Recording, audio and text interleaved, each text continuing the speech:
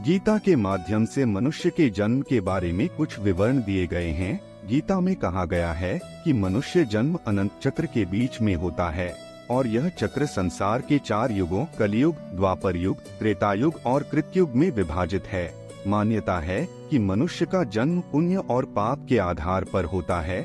यह जन्म आत्मा के उद्धार और संसार से मुक्ति की प्राप्ति का एक अवसर है। गीता में धार्मिक और आध्यात्मिक उपदेश दिए गए हैं जो मनुष्य को सही मार्ग और जीवन के उद्देश्य की प्राप्ति में मदद करते हैं। मनुष्य के जन्म के विषय में अन्य धार्मिक और दार्शनिक परंपराओं में भी विभिन्न सिद्धांत और मत हैं। इसलिए गीता के माध्यम से मनुष्य के जन्म की विस्तृत और निश्चित जानकारी प्राप्त करने के लिए आपको अन्य स्रोतों का भी संदर्भ लेना चाहिए। जैसा कि मैंने पहले बताया, गीता में मनुष्य के जन्म के विषय में कोई विस्तृत विवरण नहीं दिए गए हैं। गीता में आत्मा के जन्म और मनुष्य के जीवन को आत्मा के उद्धार और संसार से मुक्ति की प्राप्ति का एक अवसर माना जाता है। मानव जन्म के विषय में विभिन्न धर्मों, दार्शनिक परंपराओं और संस्कृतियों में अलग अलग सिद्धांत हैं। हिंदू धर्म में मानव जन्म के संबंध में सिद्धांत के अनुसार मनुष्य का जन्म आत्मा के कर्मों के आधार पर होता है। जैसा कि भगवद गीता में भी बताया गया है, कर्मों के अनुसार आत्मा अनेक जन्मों के बाद मुक्ति प्राप्त करती है। इसलिए मानव जन्म के विषय में गीता ने कोई निश्चित तारीख या तथ्य नहीं बताया है। यदि आप मानव जन्म के विषय में अधिक जानकारी चाहते हैं तो आप अन्य धार्मिक और दार्शनिक परंपराओं के संदर्भ में जानकारी ले सकते हैं। गीता में मनुष्य के जन्म के विषय में कोई निश्चित तारीख या विवरण नहीं दिए गए हैं। गीता में मानव जीवन को आत्मा के उद्धार और संसार से मुक्ति की प्राप्ति का एक अवसर माना जाता है। हिंदू धर्म में मानव जन्म के सिद्धांत के अनुसार मनुष्य का जन्म आत्मा के कर्मों के आधार पर होता है। आत्मा, जिसका अर्थ होता है अनंत और अमर, अनेक जन्मों के बाद मुक्ति प्राप्त करती है। इसमें आत्मा के कर्मों का महत्वपूर्ण योगदान है, जिसके आधार पर आत्मा नए जन्म को प्राप्त करती है। विभिन्न धार्मिक और दार्शनिक परंपराओं के अनुसार मानव का जन्म भगवान की इच्छा और आत्मा के कर्मों के आधार पर होता है। इसलिए गीता में मनुष्य के जन्म के विषय में निश्चित विवरण नहीं है, लेकिन यह जानने के लिए महत्वपूर्ण है कि आत्मा के कर्मों का ख्याल रखना चाहिए। यदि आप मानव जन्म के विषय में और अधिक जानना चाहते हैं तो आप विभिन्न धार्मिक और दार्शनिक परंपराओं के ग्रंथों और आचार्यों के संदर्भ में और अध्ययन कर सकते हैं। गीता में मनुष्य के जन्म के विषय में कुछ निर्देश दिए गए हैं जो कार्यक्रम और जन्म की प्रक्रिया के बारे में विचारों को स्पष्ट करते हैं।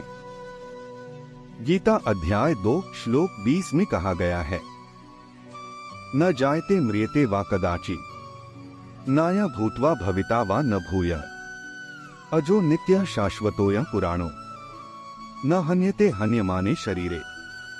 इस श्लोक के अनुसार आत्मा कभी नहीं जन्मती और मरती है। न तो यह पहले से होती है और न भविष्य में होगी। यह अजन्मा, अविनाशी और नित्य है और यह शरीर में होने के कारण नहीं मरता है। गीता के अन्य भागों में भी आत्मा और शरीर के अभिन्नता और आत्मा के अविनाशी स्वरूप के बारे में विचार हैं। यह द्वारा दर्शाया जाता है कि मनुष्य के जन्म का कारण उसके कर्मों और आत्मा के विचारों के अनुसार होता है। गीता के माध्यम से मनुष्य के जन्म की विस्तृत व्याख्या नहीं होती है, लेकिन इसे समझने के लिए आप गीता के पूरे अध्यायों को अध्ययन कर सकते हैं और गीता के अलावा भी विभिन्न धार्मिक और दार्शनिक परंपराओं के ग्रंथों का संदर्भ ले सकते हैं। गीता में मनुष्य के जन्म के विषय में विस्तृत जानकारी नहीं है। गीता में मानव जीवन के उद्भव और विकास के बारे में साधारित ज्ञान प्रदान किया गया है, लेकिन यह ज्ञान केवल आध्यात्मिक और धार्मिक तत्वों पर आधारित है। गीता आत्मा, धर्म, कर्म, मोक्ष और योग जैसे विषयों पर ध्यान केंद्रित करती है। मानव के जन्म के बारे में वैज्ञानिक और ऐतिहासिक तथ्यों को अध्ययन करने के लिए आप इतिहास, जीव विज्ञान एवं अन्य संबंधित विषयों के ग्रंथों और स्रोतों का अध्ययन कर सकते हैं। कृपया ध्यान दें कि मैं एक एआई सहायक हूं और मेरी ज्ञान सीमित हो सकती है। इसलिए यह उपयुक्त होगा कि आप दूसरे विशेषज्ञों से सलाह लें या अध्ययन करें जो इस विषय पर विस्तृत ज्ञान रखते हैं।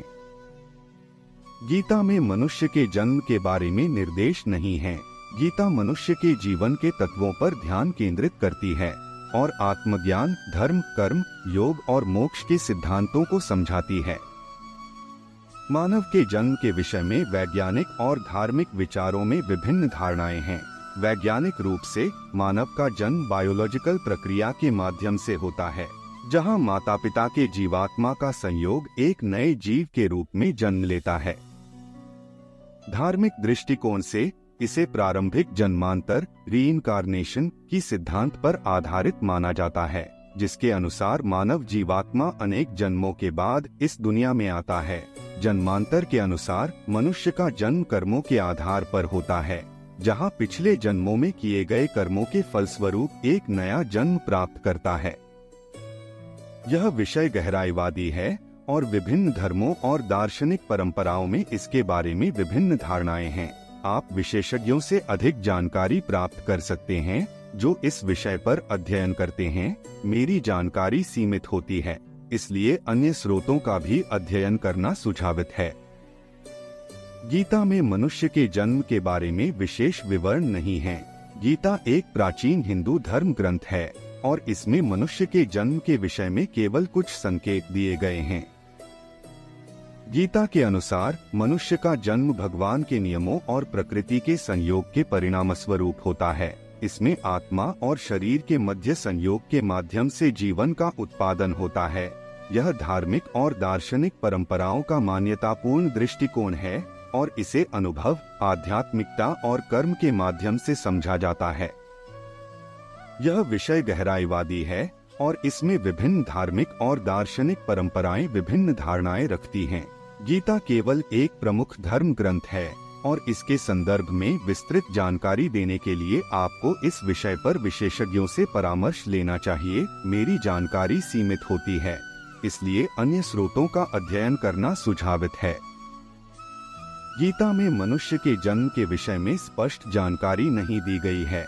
गीता एक प्राचीन हिंदू धर्म ग्रंथ है जो मनुष्य के जीवन, धर्म, कर्म और आध्यात्मिकता के विषयों पर विचार करता है। गीता में जीवन के उद्भव और मनुष्य के जन्म के विषय में व्याख्यान नहीं है। मनुष्य के जन्म के विषय में विभिन्न धार्मिक, दार्शनिक और वैज्ञानिक परंपराओं में विभाजित धारणाएं हैं। यह एक गहराईवादी मुद्दा है और इसका विवरण गीता में नहीं है। इस विषय पर अधिक जानकारी के लिए आपको विशेषज्ञों के पास जाकर या इस विषय पर विशेष पुस्तकों का अध्ययन करना सुझावित है। मेरी जानकारी सीमित होती है, इसलिए विवरण उपलब्ध कराने में मदद नहीं कर सकता।